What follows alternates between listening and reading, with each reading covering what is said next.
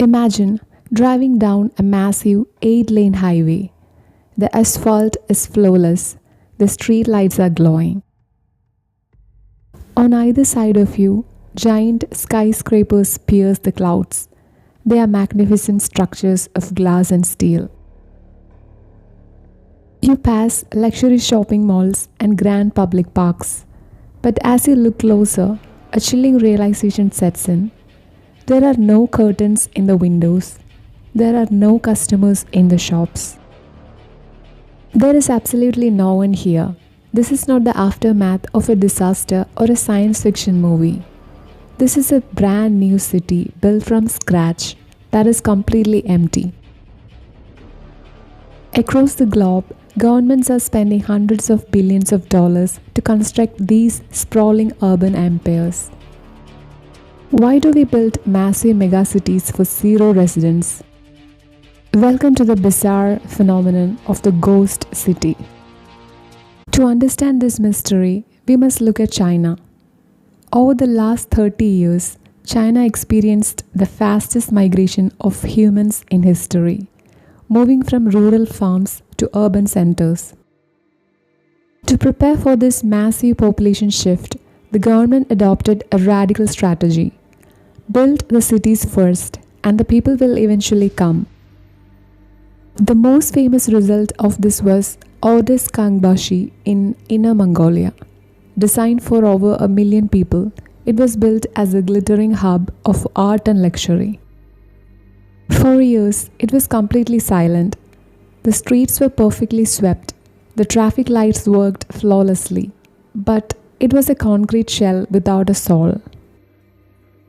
It possessed all the physical infrastructure of a metropolis, power grids, internet lines, and plumbing. But it lacked the one thing that makes a city breathe: human life. While China built for the future, other nations are building empty cities simply to escape the present. Take Egypt, for example. The historic capital of Cairo is suffocating under the weight of more than 20 million people. The congestion and pollution became so severe that the government decided to start over. They marched 45 kilometers into the barren desert to build a new administrative capital. Now officially inaugurated as the seat of government, this mega project features Africa's tallest skyscraper and a park double the size of New York's Central Park. Yet, these luxury districts are priced far beyond the reach of the average Egyptian worker. They stand as silent monuments in the sand, raising the question of whether this is a solution for the people or an isolated fortress for the elite.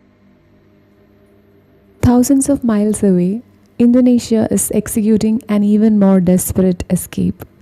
Their capital, Jakarta, is sinking into the sea at a terrifying rate.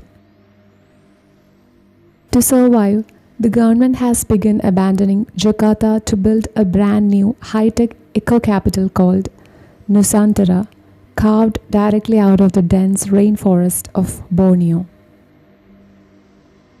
As of 2026, the phased relocation is well underway, with thousands of civil servants and high-ranking officials moving their offices into the jungle.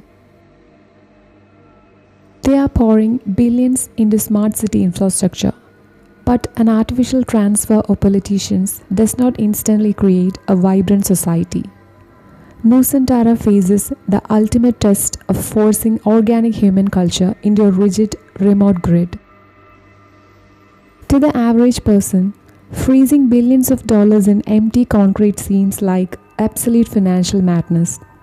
Why do governments allow this? The secret lies in how the world measures success. Economic growth is measured by gross domestic product or GDP.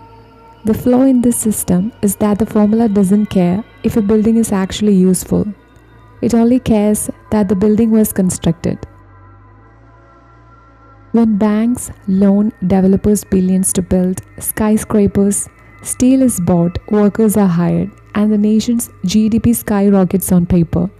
It creates a beautiful illusion of wealth. In places like China, ordinary citizens used these buildings as massive piggy banks.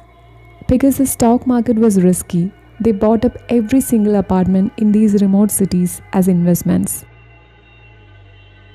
The developer successfully sold every unit, declaring a massive profit. But the owners never moved in. The apartments were treated like gold bars locked in a vault, valuable on paper but completely useless to society. So, if the apartments are beautiful and new, why don't regular people just move in?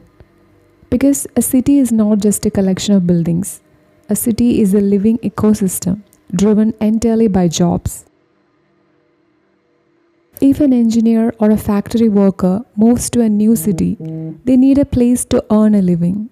Without corporate headquarters, factories, or active markets, moving to a ghost city is economic suicide.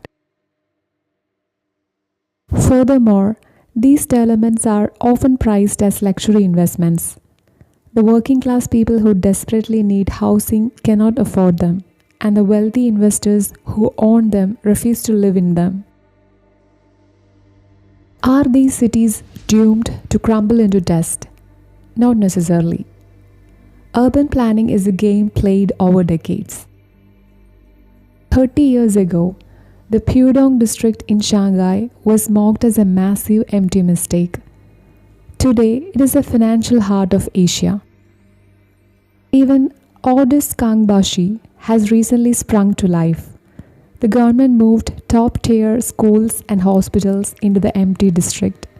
Desperate for good education, families finally moved in, and the ghost city was reborn. But for every success, there are dozens of failures, built on unsustainable debt and geographic isolation. Many projects run out of money before they are ever finished. The concrete cracks, nature reclaims the asphalt, and the cities become terrifying financial black holes, trapping the life savings of the middle class and burying governments in debt.